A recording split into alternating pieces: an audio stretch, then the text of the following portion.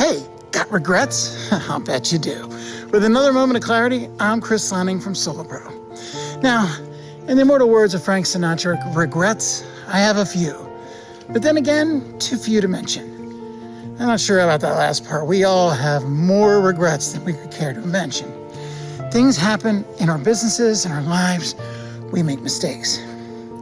But the key is, what do you do with those regrets? Now, some people choose to live in those regrets.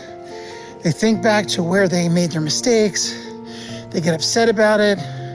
They use it to tear themselves down. And it stops them from moving forward. Because anytime a similar situation comes up, they recall that regret and they're very hesitant to walk into those waters again, shall we say. For instance, let's say you had a difficult client several years before, and you had to have a difficult conversation with that client, and it didn't go so well. You know, you said the wrong thing, you really made them mad, you got them really angry, they started talking smack about you everywhere. It didn't go well.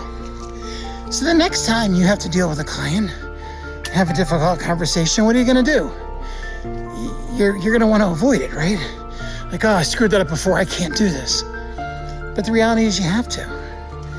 And if you live in that regret, it's gonna keep you from doing it. Now, you don't forget those regrets. You go back and you look at what happened. Figure out where you made your mistakes in that. Find those lessons and try again. If you paid enough attention to the lessons, you're probably gonna have a better experience.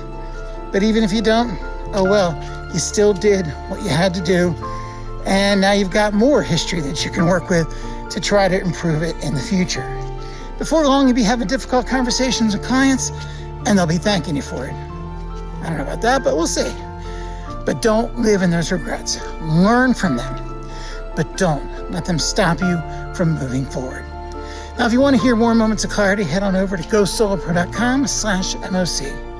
For Solo Pro, I'm Chris Lanning. Hey, have a regret-free day.